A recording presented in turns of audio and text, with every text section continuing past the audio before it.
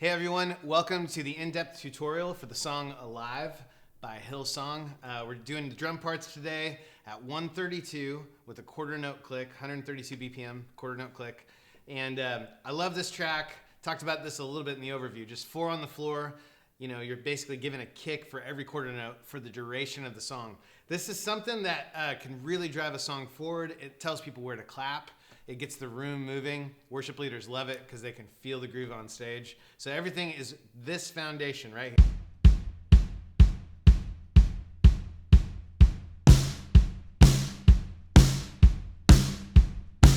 That's it. I mean, those two elements are going to drive the whole song forward. The main thing is you want to practice this. One of the things about 4 on the floor hitting at the same time as your snare is that a lot of drummers, if they're not practiced up, they can find themselves flamming between the kick and the snare. So it'll just sound a lot tighter if you can practice this a lot on your kit. Just and it's tight, man. When both of those are hitting together, the transients are just pushing the room forward. You can take your right hand and kind of fill in some of the gaps. This song leaves a lot for artistic interpretation. So you'll hear a few of our nuances in the track like this.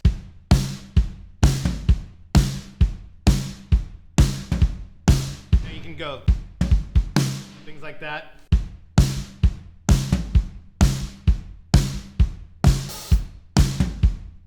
can kind of just add accents here and there from your other drums. We kept the track really simple, but depending on your relationship with your worship leader and your skill level as a drummer, you can do a lot of things to spice up the track.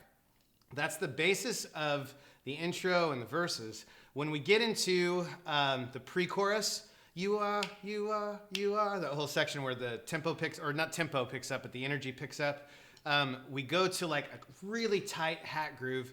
It's kind of interesting. It's like a horse gallop.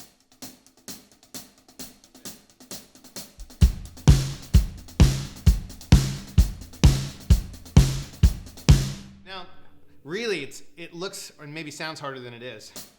This is all this hand is doing. And then you fill in the gaps with this hand. And then it's about the accent.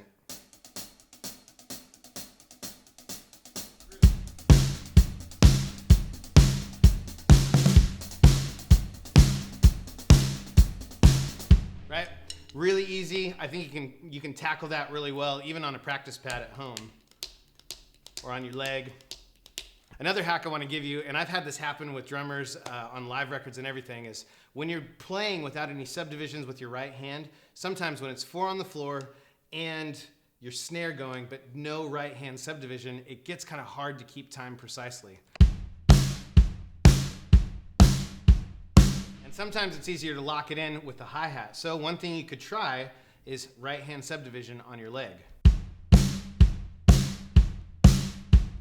Then you're not actually like hitting anything that anybody can hear, but it keeps you in time until you get secure enough to do it without your right hand toeing the line. Now, last element of the groove is on the choruses, we open up the hats a little bit to what I call like a loose or sloshy hi-hat. Basically means if your pedal's on it, if your foot's on the pedal, it's hardly touching it at all, so there's no tension. And sometimes I just take my foot off. You're basically playing a 16th note groove. This would be called like 16 beat. Still keeping the backbeat on the snare with your right hand, but you're gonna open up the hats and keep 4 on the floor.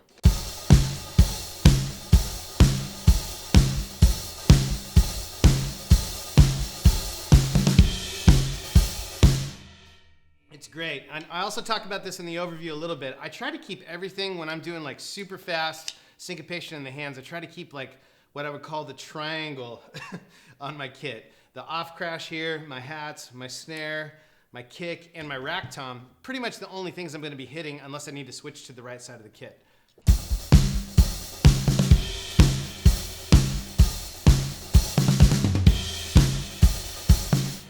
Just a lot easier than going all the way around the kit, hitting the crash over here, and then having to get back to your hats. Another thing I just want to share is we did throw one spicy fill into the mix. I love when you get the opportunity to break away and veer from the pattern one time in the song to make it really special. And the way we did that this time was coming out of the last, almost like a bridge or pre-chorus. I'm not sure what you'd call the section of the song, but it's before the last chorus. And we use that fill to kind of mark this section as like, hey guys, something special is about to happen. This is the biggest chorus. As drummers, we give that announcement through the fills that we play and the intensity that we hit with. So in this one, if you want to do it, it's...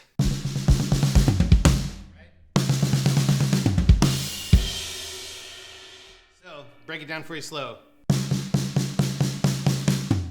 Right, that's the hands.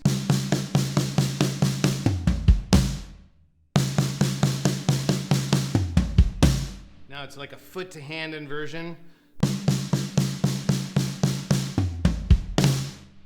Then you can add cymbals. So if you're playing the groove,